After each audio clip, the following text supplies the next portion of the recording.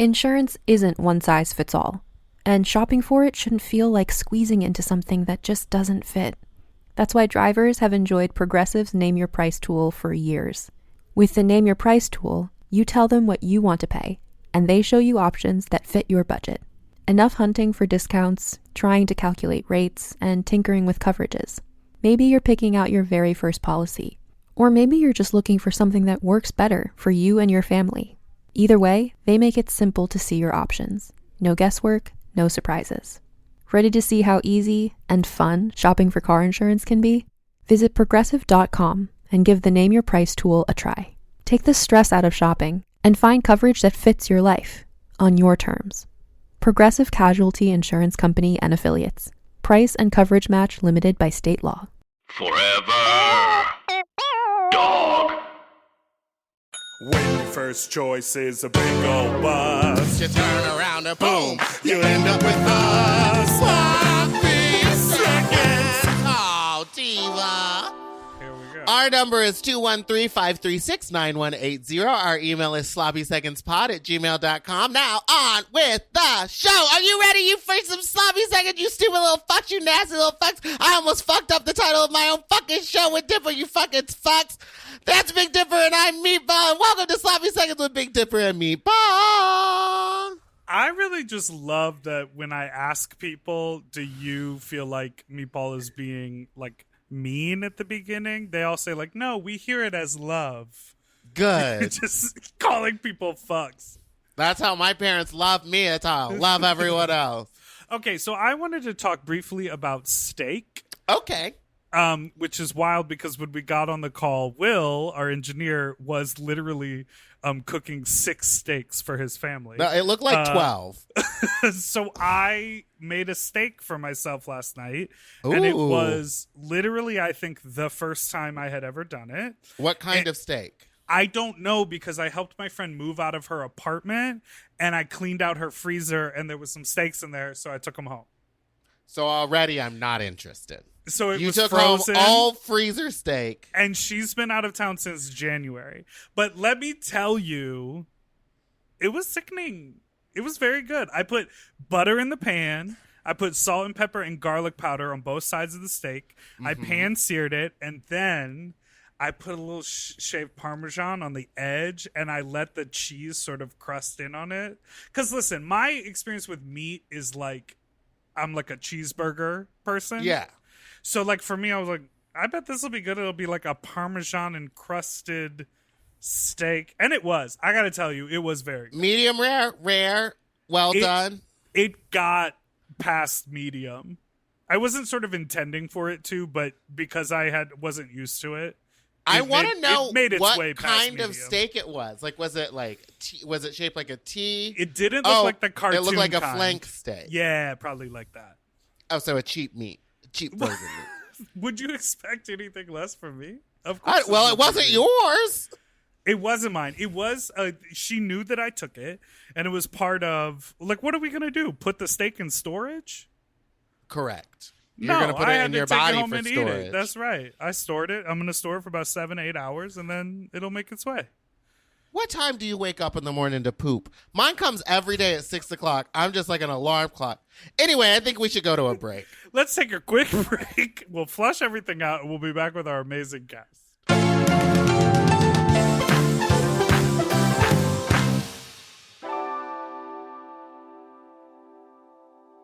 Okay, something about me. I love shopping. If you love shopping too, you have to check out Rakuten. And all you have to do is shop, shop, shop, shop, shop, shop, shop. And with Rakuten, you get cash back and rewards on almost everything you buy. Exactly. Shop. Homeware, daily essentials, jeans. We're talking eBay, CVS, and even Levi's. Ooh, so I can buy a vintage couch, tons of paper towels, and grab a new pair of jeans and still get cash back. And that's not all. You can even stack those rewards on top of sales and coupons. But But Big Dipper, how does this magic work? Well, I'll tell you. Rakuten is paid by partner stores to send them shoppers, and then Rakuten passes on some of that money to you, the member. Rakuten is so real for that. Plus, Rakuten has 17 million members who are already saving. Don't you want to become one of them? Join for free at Rakuten.com or download the Rakuten app and start saving money now. That's Rakuten.com or download the Rakuten app today. Do you want to improve your sleep? Well, listen up and get a Helix. Whether you sleep on your side, your back, your stomach, Helix makes premium mattresses that are designed to fit your specific sleep style. You know, now that it's spring, why not upgrade your sleep game and get a Helix mattress? And you know what? What? I can guarantee you that they have a mattress for you with over 20 different styles and models for you to sleep on.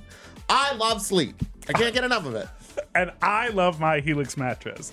So ever since I got the big and tall, I know we go on and on about it, but it's a perfect fit for me. I haven't had a mattress before that I was able to select a model from, and I'm so happy I got to do that with Helix. And I, too, have the big and tall model, and it's perfect for my big and tall body. I loved it so much, I got a second one from a guest room. True. Yes, baby. And the people are sleeping great in there when they eventually do sleep in there. Best of all, Helix delivers right to your door with free shipping in the US, and you can get a 120-night sleep trial to make sure that it's right for you. You also get peace of mind because Helix mattresses are backed by a limited lifetime warranty and have been recognized by experts at places like Forbes and Wired. And me. I am a sleep expert too. Period. Go to helixsleep.com/sloppy to get up to 27% off site-wide during their Memorial Day sale. That's helixsleep.com/sloppy, and make sure you enter sloppy seconds after checkout so that they know that we sent you. helixsleep.com/sloppy. Get yourself a Helix. We all have days when we want to eat well, but just don't have the time or the energy to plan, shop, and cook. That's exactly where Factor comes in. They deliver fully prepared meals designed by dietitians and crafted by chefs right to your door. With Factor, you can stay on track with your nutrition goals, whether that's high protein, balanced meals, or overall wellness, without any extra effort. The meals are fresh, never frozen, and ready in just 2 minutes, which makes it easy to fit into your routine. You know, I love coming home after a long day and having a tasty and filling Factor meal. It's waiting for me, and I don't have to worry about shopping. It's quick and easy, and one less thing I need to think about when I get home. You know, I'm feral for fish right now, and I always get my fix with Factor. I recently had their scampi-styled shrimp and salmon, and let me tell you, it did not disappoint. So get Factor today and start enjoying delicious and nutritious meals. Head to factormeals.com/sloppyseconds50 off and use code sloppyseconds50 off to get 50% off and free daily greens per box with new subscription only, while supplies last until September 27th, 26.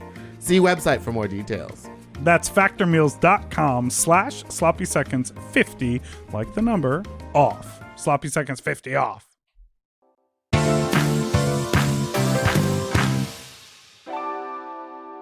We are back. We're back. And very, very excited to have with us. She slayed on season 12 of Drag Race, a Kansas City legend. Yes, It's ma'am. Widow Von Jew. Yes, bitch, she might be. She might Yeah, be. she might be. The bop, the only Drag Race bop, in Yeah, my the- opinion. That the came out boppiest bop. hard. How long had you been planning that, and like what went into making that? Because that music video is everything. So I had wrote it right after the first episode because all the girls kept saying, when I walked in the room, what up, I do? Yes, bitch, she might be. And I was like, well, I guess this is going to be my tagline now. And I had started writing it when we were in a hotel when, you know, we had downtime and stuff. So I was just writing the song while I was there. That's Wow. amazing. And then how did Keep That Same Energy come around? That was actually written for after Snatch Game when those bitches tried me. And I want to apologize later. Keep that same energy, sis, that you had when you was talking that shit. That's right. I will say, so watching you on season 12, I really connected with you as like a narrator in the interview chair because obviously like you're fun and entertaining and you're amazing at drag, but also I feel like mentally I was always on the same page as you where like they would like edit all the girls to be like, what's she doing with her dance moves? And I'm like, she's giving you choreography. Like, just listen to her and do the show. Like, did she not prove how sickening she was in the fucking in mini the challenge? first episode. Just oh my listen God. up. So I was always on your side. Like, literally, I was like, girl, I've done talents, pageants. I choreographed shit for our pride here in Kansas City. I'm like, y'all just learned this. It is just a cook, just... There it is. But I think I do think it's interesting because, you know, as more and more seasons of Drag Race happen, not only does the fan base sort of understand that there's production going on, you know, the podcast I produce, Race Chaser, we talk about every single episode of Drag Race. Like, we're all so inside of it. Was there like a conscience or like a consciousness of that amongst you and the other girls on your cast of like, this could be the villain moment, or this could be the tagline, or this could be the funny thing? Quite honestly, when you're there, you kind of just don't know what the fuck is happening. You're just kind of along for the ride. Like, I never really saw like anybody as a villain, really. Like, you know, I'm in a room full of queens that just basically is talking shit, and it feels like I'm at home, and I hate these bitches. How many times had you auditioned? I auditioned for season 11 and didn't get on. And then literally I went to DragCon and BB had called me right after. She's like, start your audition tape for 12 right now.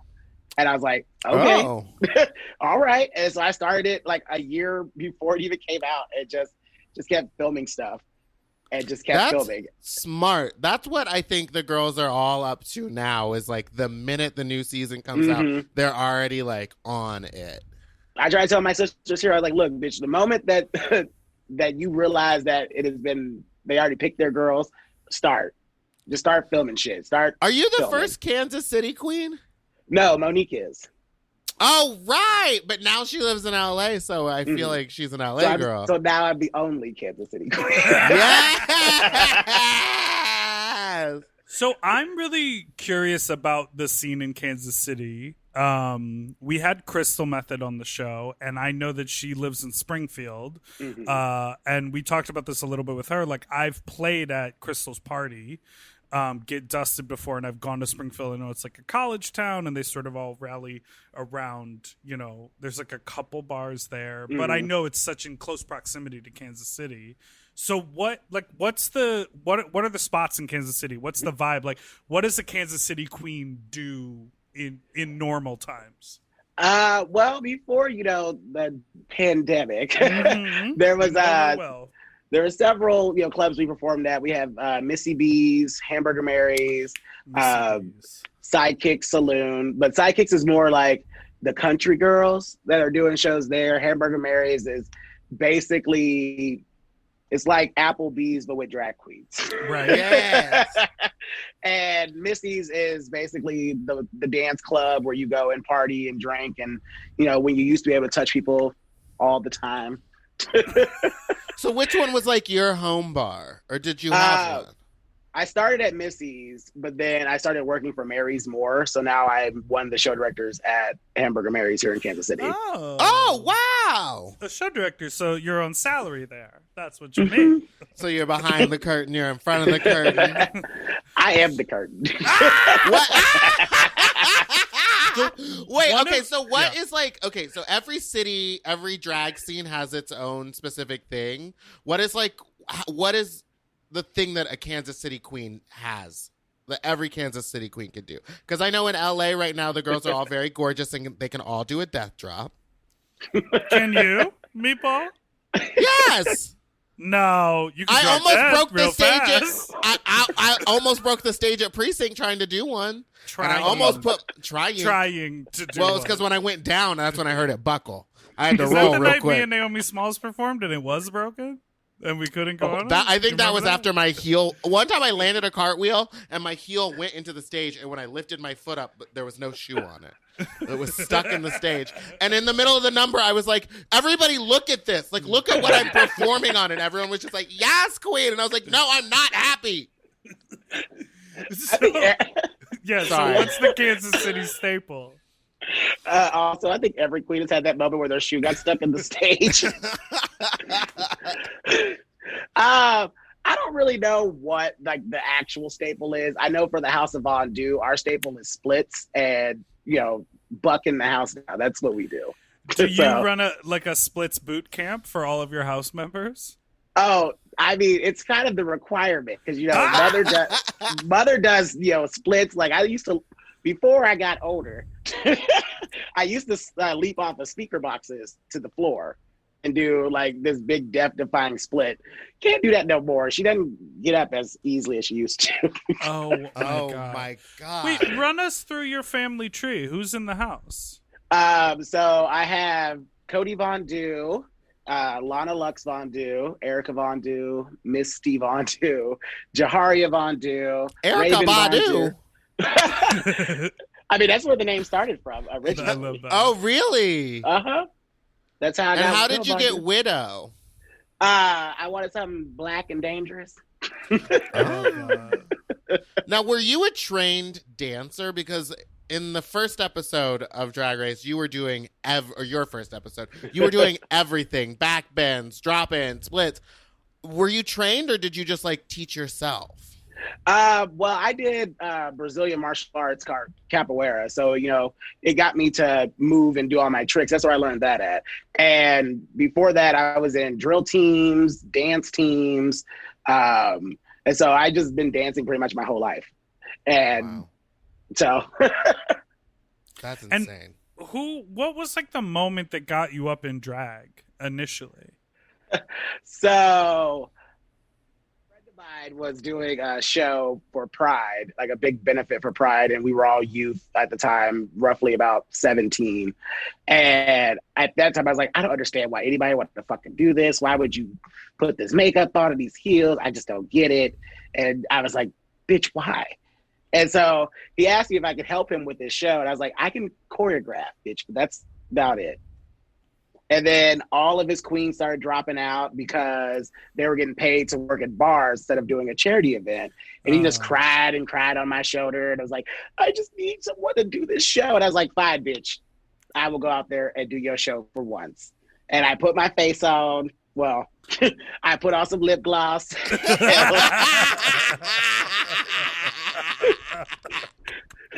put on some lip gloss, my Tarjay dress, and my nice wig. The wig was the best part of the whole look. And I went out there and I was just received so well by everybody. And I was like, all right, bitch, I'll come back next week. Oh, and wow. 2 weeks turned to 14 years. And drag You know race. what? It's always the reluctant girl that becomes the professional. It's always the one that's like, no, don't make me do it. I don't want can't. I couldn't possibly be this can't. amazing. Ooh. But it's so true, though, because I was like, girl, I will never be doing this. And now they don't do it no more, and I'm still here. Right. Okay, so you mentioned putting on the heels. On your season, sort of iconically, your heels maybe weren't as high as some of the other girls, and you had a really amazing. I mean, first of all, this season I feel like more than any other season in Untucked, all like the celebrity guest judges would come back always, which is like, I can't believe. Like, what an amazing experience to me. I mean, we'll get into the Shaka Khan of it all. But I want to talk about the heels first, because Leslie Jones like made like a very funny to-do about, your heel. But I want to know, first of all, talk about the heels. And second of all, you got to meet so many celebrities. That's so cool. So I just want to say I wore that shoe on episode 1 and nobody said a fucking thing about it. If you watch my spring runway, bitch, she is rocking that yellow pump. Yes. So, and also, I was getting ready to leave for the show. I was like, bitch, I don't have enough shoes. And so I got on Amazon to order shoes, but all the ones I needed with a taller heel wouldn't have came in time. And then the regular yellow shoe I bought, it was too small. It said a 12, but it fit like a 10, bitch. So I was like, I definitely can't wear that. And so I was like, you know what? These shoes will be here in 2 days. I leave in 4. Fuck it, bitch. Just buy the shoe. Oh Yes. my gosh.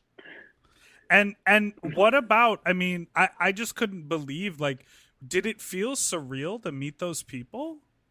Okay, so it literally felt like I was dreaming when I got to meet Nicki Minaj, because I've always, Fuck out of here. That's so crazy. And like, she held my hand, and I was like, oh my God.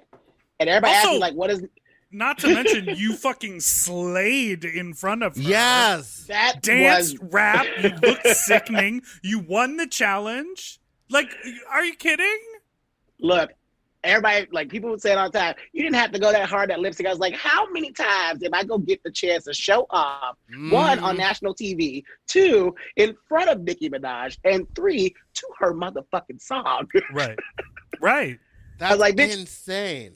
I was like, I'm taking all this opportunity for myself. I was like, this wasn't even about Gigi and me lip syncing no more. Bitch, This was like Widow Badu performing for Nicki Minaj. 2 starships.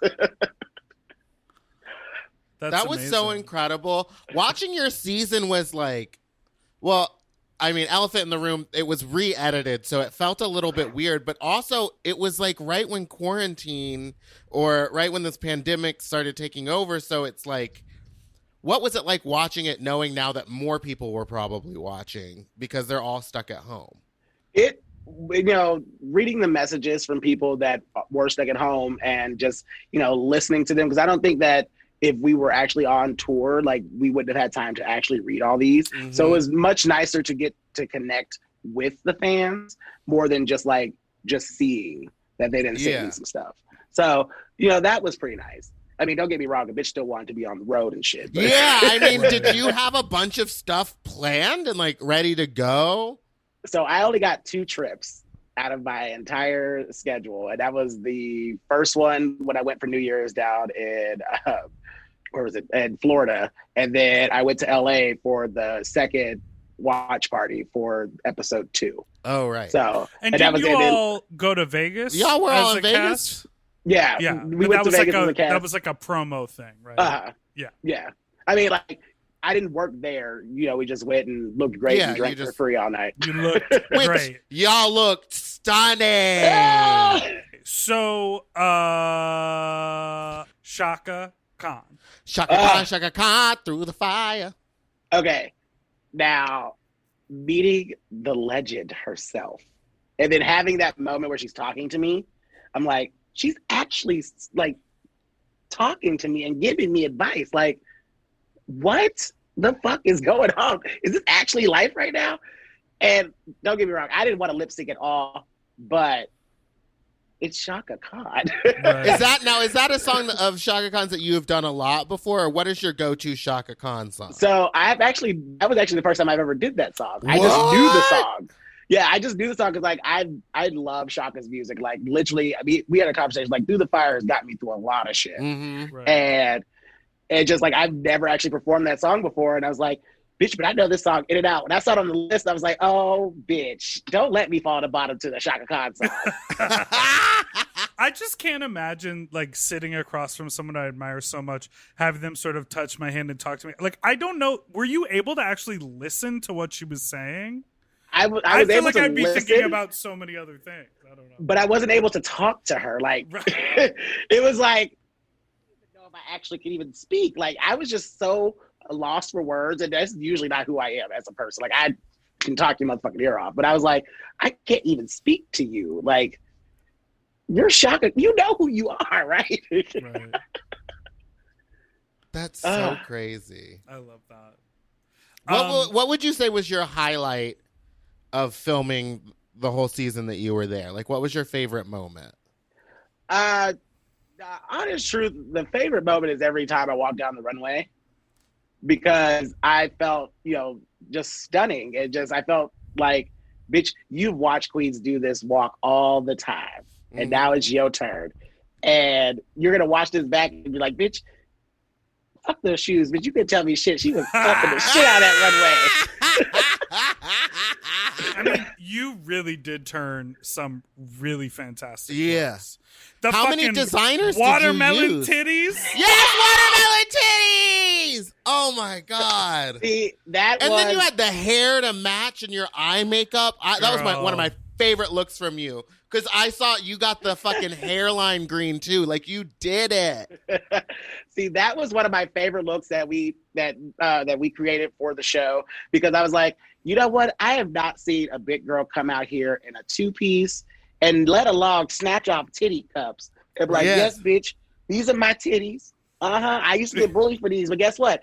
Straight men put their faces in them now, bitch. What? I love How much time did you have to prep for the show? So the person that makes all my costumes, known as GB Couture here in Kansas City, also a drag queen named Mulan. So I just paid $30 to see her. $30 on Disney Plus.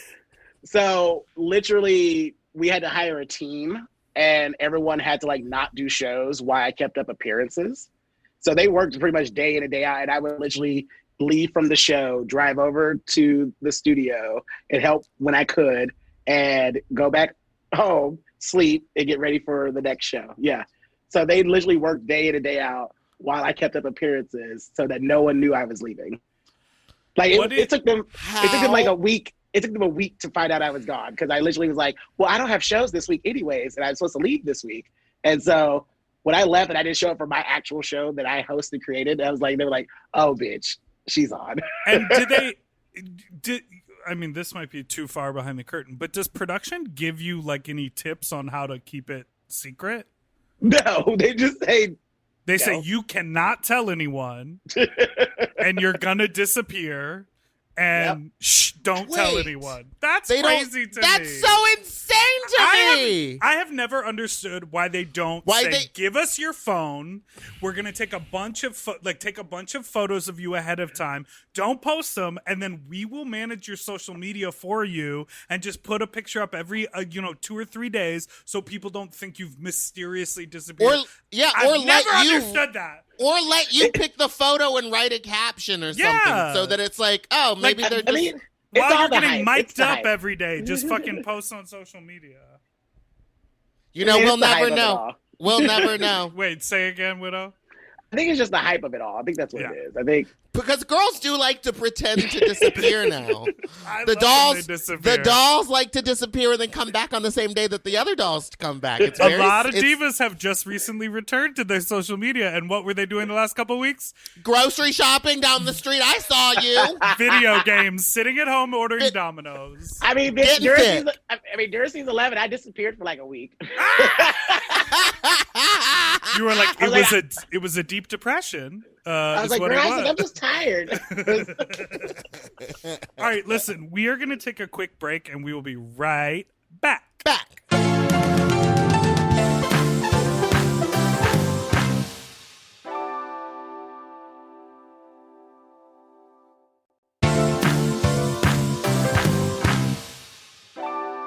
And we're back.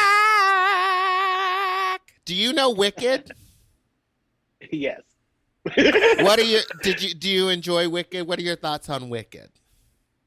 Wait, are we talking the Broadway play, or is there something new that came out that I don't know? No, the Broadway is the Broadway musical not new? No, it's old, Diva. It's like 20 years old. This is news to me. I've just recently You thought it was brand new, Meatball? I thought it was I thought Idina Menzel went from Elphaba to Wicked. What? I'm just kidding. No. What are your thoughts on Wicked? I love it. I honestly want to know, how does she stay green the whole time? I've painted myself green before, and I'm like, girl, how do you stay? My friend was an understudy on Broadway. They use the MAC liquid foundation, and then they just powder their hands the fuck down, because they only do their hands and their face. Yeah, in because their ears. she's long sleeve the whole She time. wears right? long sleeves the whole time. And then she So wears, and like, they just get green stockings. everywhere. I mean, the other secret is that there's just green handprints everywhere. That's what I'm trying. I was like, how can I not touch things and not get green handprints everywhere? Yes. Have you ever painted your body fully, like head to toe? Yes, I love painting myself. I've painted myself to look like a very androgynous version of Hades. So I was all blue. Like I do from that- Hercules, Hades? Uh-huh. I would like to see That this. makes a lot of sense for you. Oh, I love shit like this. I painted myself purple for Ursula. Like I literally That That also makes sense so for much you, sense too. for you. I was You'd be always an the one that liked the amazing villain. Ursula. You would. I Are actually you did a singer? audition. No. But I did audition to try to be Ursula at Disney, but I couldn't sing, so Wait, so let's get into this. So I guess it was about a week ago you posted some tweets about the racism and toxicity in the fan base. And have a sip. Have a sip. And basically you were like, all of these comments make me want to stop doing something that I love to do, and I should have just remained a local gal and not gone on a worldwide television program and being presented to a group of people who can just spew hate in my inbox all the time. So I'm curious what your experience has been like that, and I'm also want to know, like, who reached out to you, who talked to you after that, what kind of support did the other people who've been in that position offer you? So, ever since the show started, like when we got announced, I was already getting a bunch of like hateful messages for like my promo look or my reveal. And it was like, y'all don't even know me. And I get it. Like I was already warned by girls before me that, this shit is real. Like people gonna be sending you stuff. And I was like, you know what? Usually people talk shit. I get on stage, I'm twirling and you're watching me, bitch. So say what you want. But, we're going through a pandemic. We're not working. And I have to watch my entire season kind of like pass me by. Yeah. And so I got messages because, I beat Gigi in the first lip sync. I got messages because I beat Jan in the lip sync that sent her home. And, it's just like, I was getting called the N-word a lot. I was getting told I should kill myself. I was being told that I wasn't deserving of being on Drag Race and this and that. And it just started piling on. And with being trapped in my apartment and, doing less shows than I was doing before, because now I'm doing one show a week versus doing 6 shows a week like I used to. And, the pandemic, my relationship ended during the pandemic because I just couldn't deal with like the way that people were talking to me. And I just started like going off on my partner because it's like, you don't ever fucking ask me how I'm doing and this and that. We just talk about your shit. And it's all got to me. And,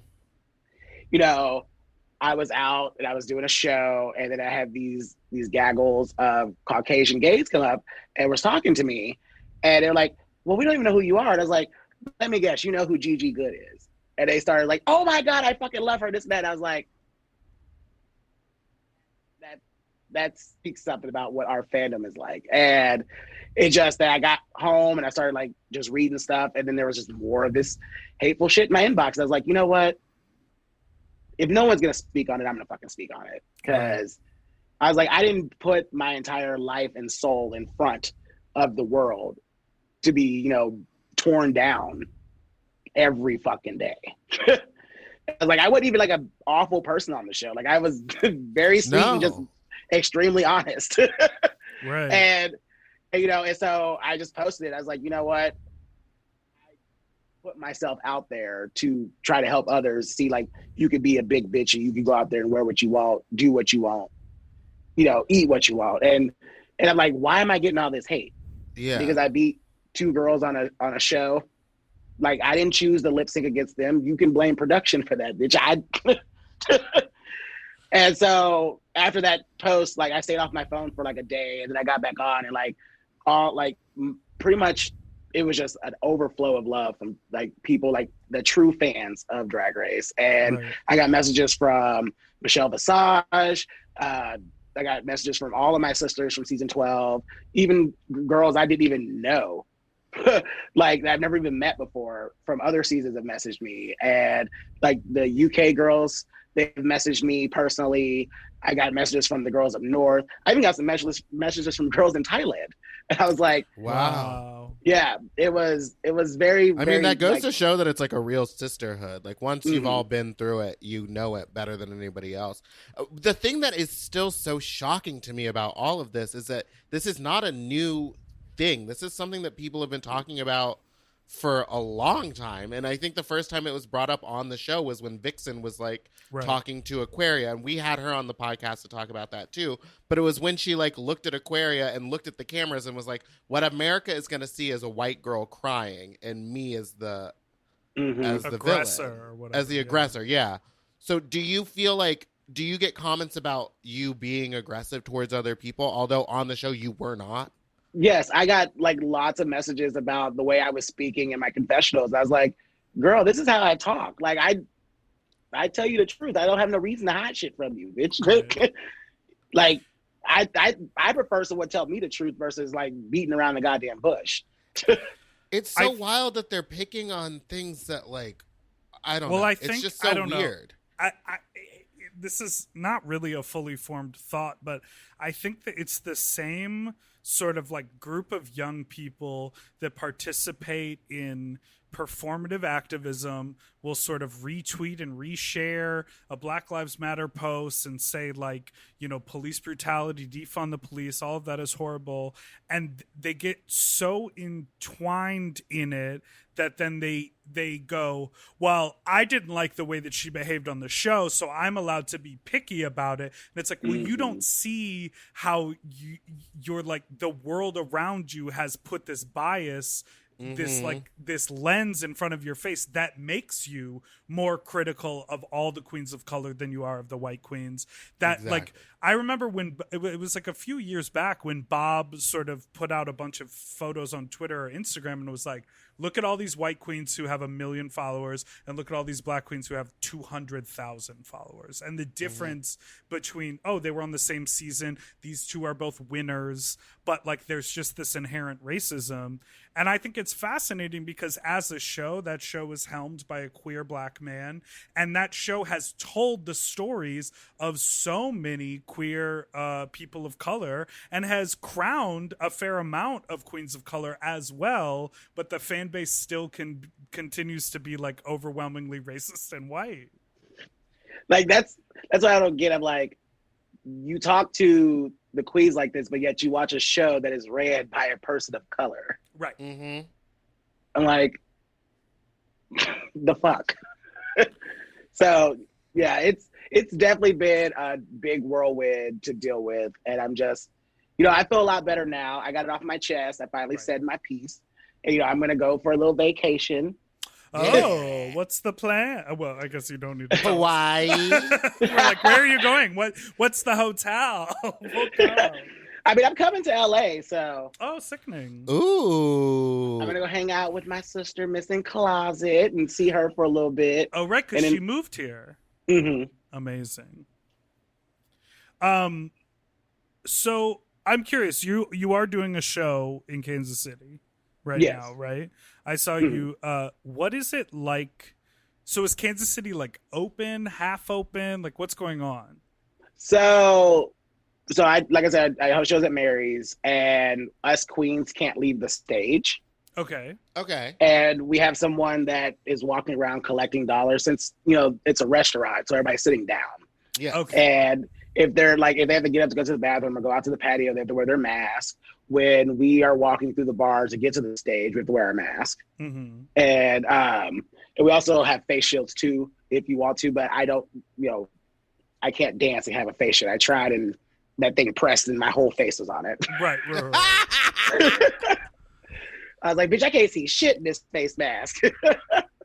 But yeah, so, and we're at half capacity for the restaurant. So it's not as busy, but people definitely do call to make reservations because they're like, we miss seeing shows, bitch. So. Right. I mean, it sounds like y'all are taking the proper precautions. I'm down. I would do a show in LA if I could, like you said, not have to get off the stage and I was behind like a plexiglass. or something. You know what I mean? Meatball wants to be in a Pope mobile and sit on a stool, be rolled around, and just sort of serve face. That's what Meatball's looking for. I And mean, I maybe kind of give want a to give couple one of those compliments. bubbles. Yes. I love a bubble. Willem has one. Yes. Bitch, I want a bubble so bad. It is so wild. We were just talking about this before, but like really recalibrating. Like this is not gonna end anytime soon. It's not gonna end overnight. There's not gonna be some magic cure. All of the, politics around the vaccine and the science is all fucked up. It's all linked to the election. It's all, so it's like we really have to be in a position where we're saying, okay, how do I, move forward where I feel safe and I feel like those around me are safe, but I can continue to do what I do? Because let me guess, are you not getting your life that one day a week that you get to perform? Oh, trust me. It's the only thing that is keeping me sane is pussy splatting on the stage one day a week. It's the only thing. I'm so jealous. It definitely is a different change when performing because, I'm used to twerking on people's laps, rubbing faces in my chest, having dudes grab my ass because I love making straight dudes feel uncomfortable when it comes to the bar. Yeah, because baby. they start lightening up later. I'm like, yes, bitch, let's go do a shot. You had fun today. And so it's definitely weird. So I had to change what songs I do because I used to do mixes. Right. And I was like, bitch, I can't stand up here for 6.5 minutes dancing, bitch. I'm tired. Right. Oh, I swear I wore heels for 20 minutes the other day and I was like, I'm done. I'm out of breath. It's hot. My feet hurt. When did this happen? You're like, where's my green screen? Yeah, I was like, where's the green screen in my fucking chair? I'm sitting down again. I need to sit down. Oh my gosh. Well, this quarantine has listen, aged us all. I just want to say thank you for being so open about that. Conversation about the fandom, and also I think it's important. I think a lot of people go, if they're going through something, and they're a public figure, they say, oh, I don't want to put this out here because I don't want people to see me as vulnerable or weak. But I think, like you were saying, we have to talk about what's happening and how we're treating one another in order for people to understand its effect and make a change. And yes, Drag Race is a show run by, a queer person of color with a theme of love and acceptance. And it is such an oxymoron juxtaposition to the mentality of that fan base. And I don't want to say the whole fan base, but it's so easy to be like, well, the judges read them and all these shows give commentary on them. It's like, you cannot like something someone wears and treat a person like they're an artist and a human. You don't have to tear them apart because you didn't like the shape of that skirt or the height of that heel. What can the show do to help? Oh, yeah. Because if it's happening over and over and over and all these girls on the show are going through this, what can the show do, or what can the queens do, or what can we do besides just talking about it to I just don't understand why it doesn't seem like it's gonna end. We've been talking about it for 3 or 4 or 5 years now. I mean, that's quite honestly, I think is what we have to keep doing, is just talking about it. Because we can continue calling out these people and posting their pictures and their little messages they send us online, but we just got to start talking about it. And I feel so much better getting it off my chest. Yeah, right. And I think a lot more of the queens of color will feel better once they get it off their chest too. And then when you start seeing more and more people like that, people are gonna start thinking twice before jumping into somebody's DMs. And it's also important, for us as white people, to talk about it and the white queens who don't receive that hate to say, well, this is my sister, so what the fuck? We did the exact same thing on the show, but look at how you're treating this person, in order for it to not be to again not put the burden on the people, on the victims of the hate, to then be the people fighting the hate, so I think as a collective, I saw on the Drag Race account they posted a compilation of I think it was honestly it was right after you tweeted that they posted a compilation. It was 6 minutes of Black excellence on the show, where they just showed a bunch of clips of Black queens being amazing on the show. And I But- absolutely love that video. Yeah, and I think I attribute it to you speaking out and like starting that conversation on a larger level. A lot of people have been having it, but every tweet about it, every comment, every post about it adds a brick to that, that mountain or whatever. That was a great analogy on my part. Let's do the next Well, one. yeah, that great brick mountain. I believe that they talk about that in the new movie Mulan. Yes. All right, now it's time for my favorite segment, Fuck Talk, where we share weird or uncomfortable sex stories. Or just anything now, because, things are weird. Now, you famously talked about how you have an amazing throat game and that you can suck a dick. Is this factual? I mean, yeah, it's factual. Like, Oh. Okay, so she snatches souls, baby. Suck that soul. So what can I do to practice? Is there something about opening the throat, or is it a position? I know I work best if my body is facing their toes and I'm sucking their dick that way. You know what I mean? Like if you're on your knees and they're like sitting down, is that what you're saying? Or like, No, I'm trying to she figure was out- in like the if they're 69. laying, it's like 69, Ah! but I'm not on top. I'm like to the side, so I can really get a handle on it. You like to come in from above. Yes, like a bird. I mean, I don't really know, but my process is, I just don't have a gag reflex. Must be nice. Must be fucking nice. If I know I'm about to go off on somebody, I can't eat for 2 hours ahead of time. No water. It needs to be open because I do have a gag reflex and I like to play like I don't. And so if I have eaten or something and I get too close to it, I have to be out here swallowing some vomit. I say smoke some weed before because that helps. It relaxes you. Okay. Ooh, you're gonna love LA. You are. Trust me. Why do you think I'm coming back? No.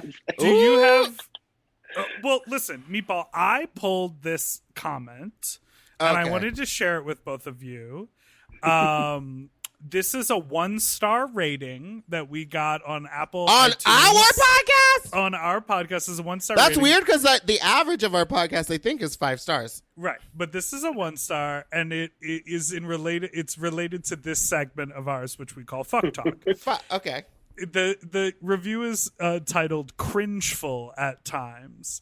Overall a fun podcast, but Fuck Talk has really just turned into Big Dipper bragging about the risky sex he had the week prior. It's not so much sex positive as it is overly self-indulgent and somewhat obvious. It used to be an interesting segment, but every week the stories get more and more cringeful than I think intended, and it's turning into skippable segment for me and my friends. The guests are awesome, and Meatball is, as always, hilarious. Well, thank you. Now, So- what was the note? The note was, I'm just kidding. No, I got it. I'm a No, slut. I understand. and I have risky sex. So, I Widow, mean- do you have any sort of crazy sex story, like a go-to wild time of, we're gay. We've all gone to some apartment we've never been to and knocked on the door at 2 a.m. and texted our friend the address to make sure we didn't get murdered. So, I once had terrible sex in a crack den. ooh, ah. So, that's my crazy story. What about you? I mean, I once had terrible sex in the back of a Chevy Malibu in the behind of a price chopper. And It how was- did you Oh, meet sounds this like gentleman? Dipper last week. Okay. Was it a cruising accident? So this was a while ago. Now, I'm like, look, if we gonna do it, you got to come over. I need like my bed, my sheets, air conditioning.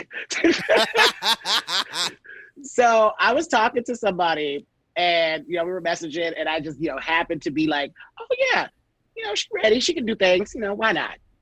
So what? I'm out shopping and he's like, well, I can meet you up. And I was like, well, there's nowhere really to do it where we're at, but we can do it in your car. Now, if you planning on fucking somebody in the car, you got to make sure there's not shit in the back seat. That. Are you There was talking about stuff in the douching or do you mean the backseat of the car? Like there was stuff in the back seat of the car. okay. But I see where you Yeah, could've made that. hop on in my back seat. Yeah. So there wasn't enough room. And, I'm big. And I'm like, okay, this is not enough room. And it's also in the middle of summer. And it's hot with leather seats. Oh, no. Sticky, too, I bet. And his stroke game was not great. And I'm like, okay, this is just not worth it, bitch. I just want to go get some groceries and go home at this point. Right. Like, it lasted You can just for walk all, around in the 30 front of the minutes. building. It lasted 30 all, 30 minutes? And I was like, this is just not the ticket. Girl, that sounds That's like a too marathon long to be in me. a car. Yeah, it just kept getting hot and hot. And I was like, I'm not even like anymore. Like everything's soft. I'm just sweating. You just breathing hard. And then did you finish your shopping with like real good like sex smell all over you? No, I looked real dewy because the bitch was hot and sweaty.